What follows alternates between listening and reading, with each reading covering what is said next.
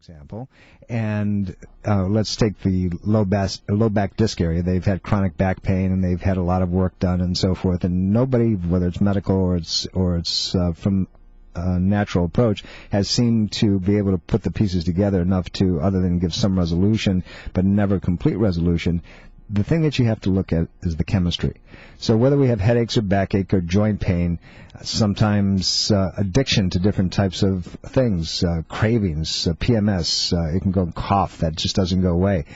Many of these things are undiagnosed allergy reactions, and when they're left untreated, the allergies become serious and sometimes even life-threatening, and we have to make sure that we understand the process. So that's why when we look at this matrix and somebody that comes in with back pain, patient says, well, why are you looking at that? That's not where the problem is. That may be exactly where the problem is, and we have to make sure that we see if there's any low-lying, unappreciated biochemical reactions that are causing the problem. So the patient is tested, and we do it in several different ways, but a very effective mode that we're going to talk about in the next part of the program, and how we actually eliminate these things.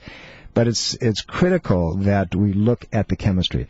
The chemistry has to be balanced in the body along with the nervous system. You have neurochemical, the neurological system affecting the chemistry. You have a chemical and neurological, chemical affecting the neurological pathways, both of them affecting the emotional situations. We have patients who come in who are often diagnosed as ADD, ADHD, patients who are diagnosed with bipolar problems or manic or whatever it is. And what we find often, it's an allergy response, and it's causing all kinds of problems downstream, and patient reacts accordingly. Sometimes we see a child who is just hyper, and he's has a predisposition genetically to sugars, or he has a predisposition to gluten, or a predisposition to other foods, and until you identify that, get it out, you can't fix the brain, you can't fix the neurology, you can't fix the other pieces that are causing that hyperactivity, that inattention, that inability to sit still, whether it's a child or adult, and we medicate these kids.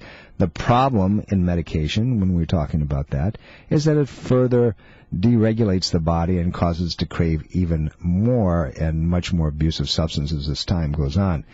The problem that we see with allergies when it get real severe is a state of anaphylaxis, and that's when it affects the body's ability to even breathe.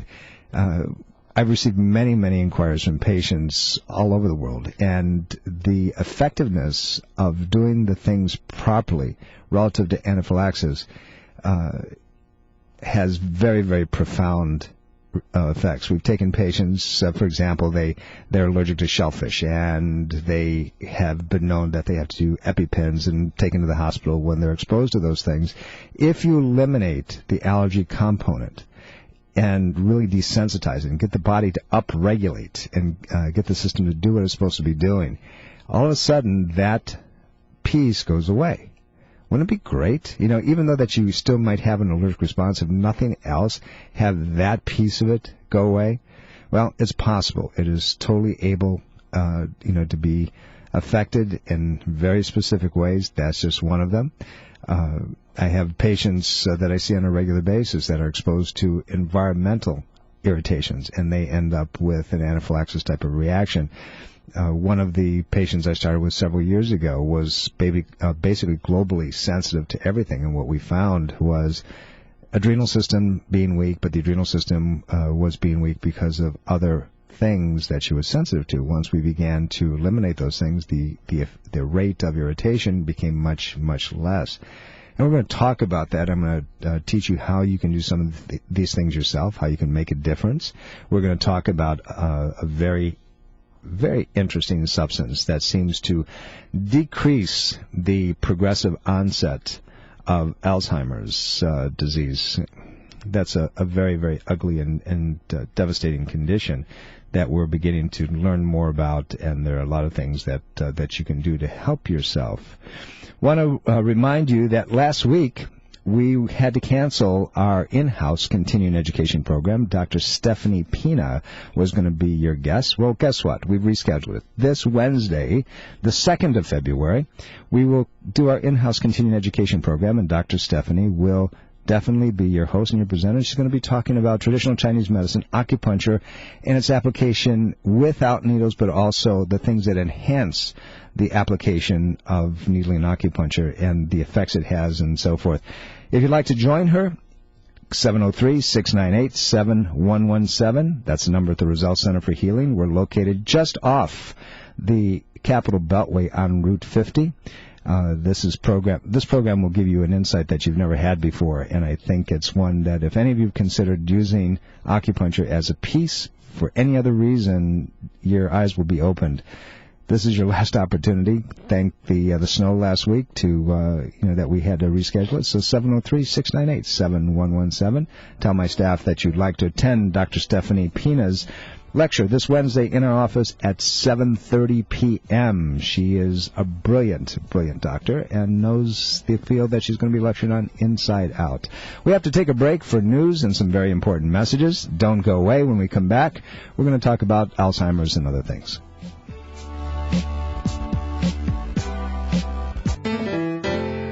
Dr. Tom Roselle Live continues now on 630 WMAL. Welcome back. This is Dr. Tom Roselle. You're listening to Dr. Tom Roselle Live. I am in studio, 888-630-9625, 888-630-WMAL. Love to talk to you, any subject. We're talking about immune reactions and how they happen. I'm going to also tell you how to get rid of them and what we can do to make a difference in your life. But it's a very interesting process.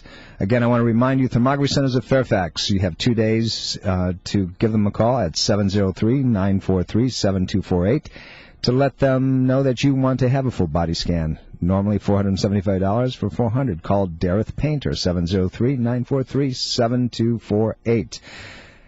I told you that there's a supplement that is being used now, and a lot of research is being done on, that seems to delay the progression of Alzheimer's disease.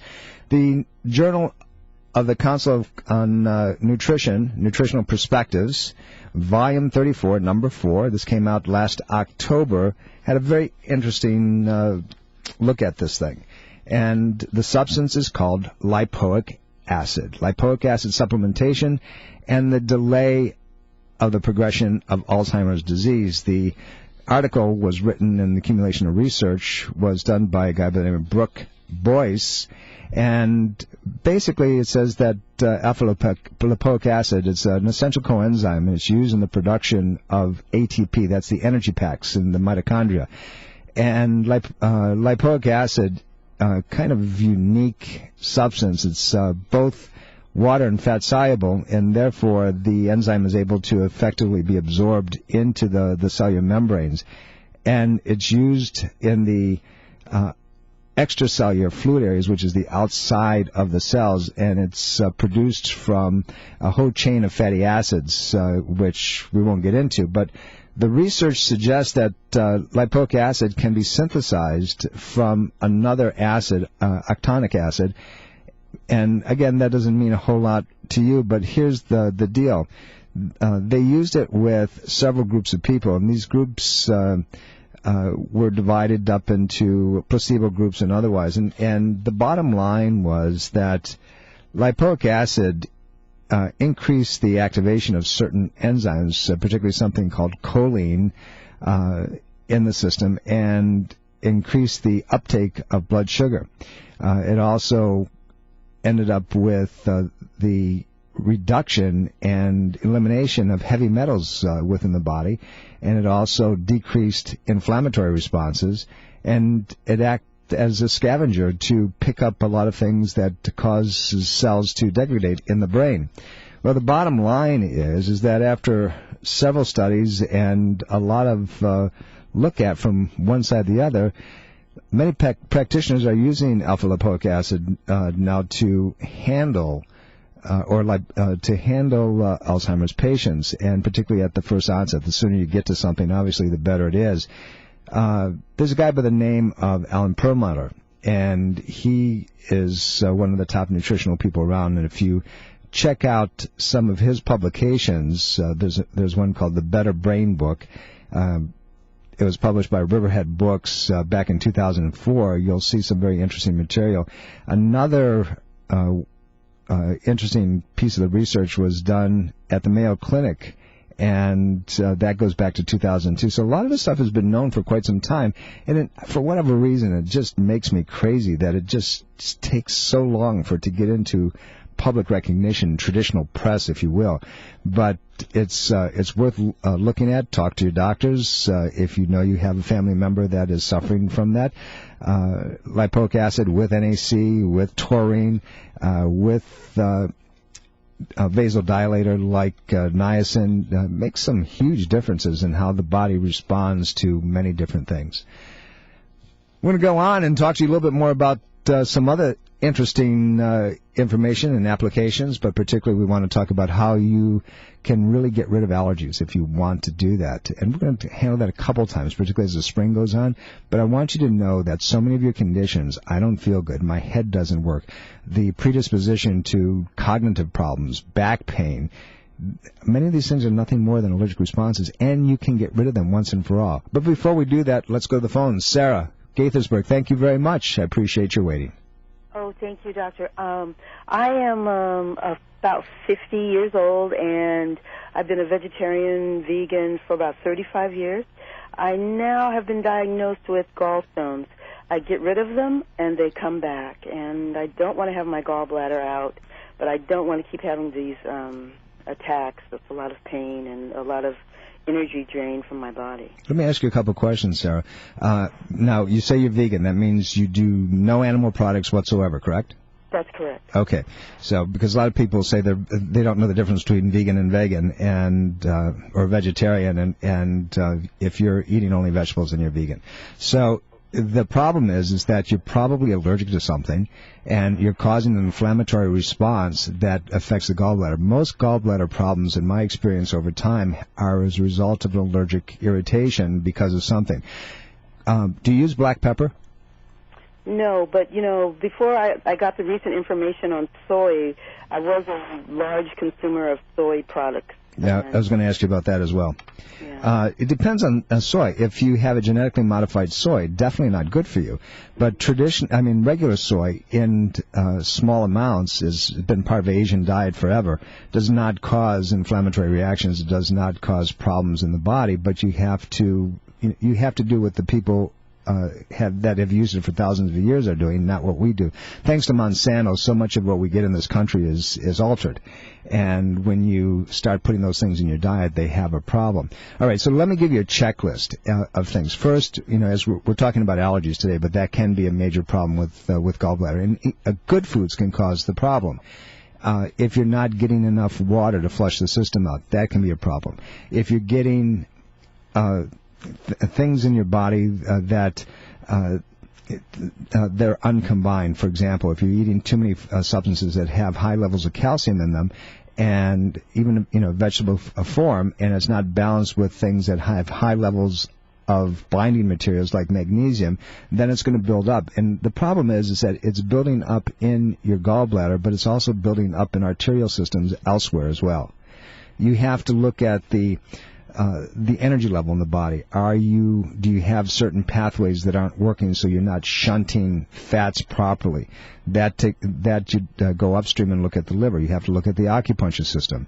Is the acupuncture energy stagnant, so it's not releasing the way it's supposed to?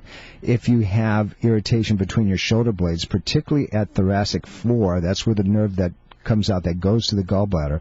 If that's irritated, then the gallbladder becomes sluggish. It can't eliminate the way it's supposed to, so now you got thickness, you've got sludge in there, and that sludge is going to be more susceptible to gallbladder stone formation and the like.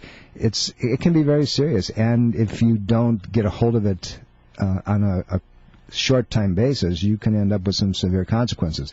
Choline works very well to soften it. A substance called phosphate from Standard Process Laboratories will soften and eliminate. There's a gallbladder liver flush that can be done, and when you have repetitive stones like that, it should be done under the guidance of somebody who knows what they're doing. It utilizes disodium phosphate and softening over a period of a week or two's time, and it begins to dump the gallbladder out. But if you're a stone formation, you want to make sure that you soften those stones so they can move through easily. Yes, well, I do use an herb and then when I'm in crisis, to soften it. But I just, I want to go deeper than that. But I think you've hit it on the head, because right at the scapula a couple years ago, I had a big cyst that